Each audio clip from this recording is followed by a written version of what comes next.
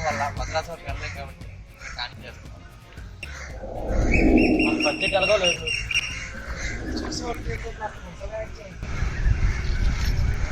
Okay,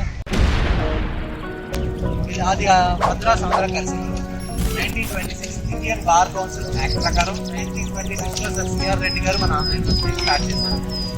ES official founder online university. అప్పటి రాజుల సాయంతో దాన్ని డెవలప్ చేశారు. స్టార్టింగ్ లో history, economics, politics, language, literature లాంటివి ఉండేవి. తర్వాత ఆర్ట్స్ ఇంకా మేనేజ్మెంట్ లాంటివి యాడ్ చేశారు. Here comes the best part. మన ఇంజనీరింగ్ 1933లో డిపార్ట్మెంట్ ఆఫ్ షుగర్ టెక్నాలజీగా మన ఆన్లైన్ యూనివర్సిటీ స్టార్ట్ చేశారు.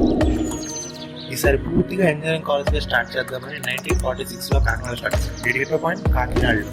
అంటే అప్పటి మద్రాస్ గవర్నమెంట్ చేతులు ఉండడం వల్ల ఇట్ హ్యాపెన్.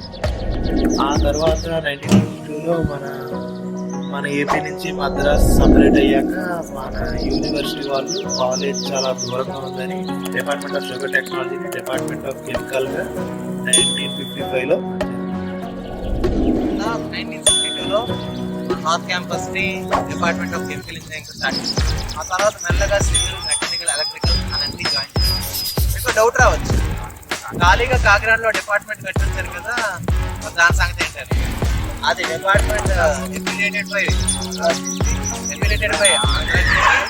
ఫైనల్ గా JNTUగా సెటిల్ అయ్యింది. అంతేగా అంతే. ఇది మన ఇంజనీరింగ్ క్యాంపస్ చరిత్ర. సో ఇప్పుడు కట్టిన డిపార్ట్మెంట్స్ ఎలా ఉన్నాయో చూద్దాం.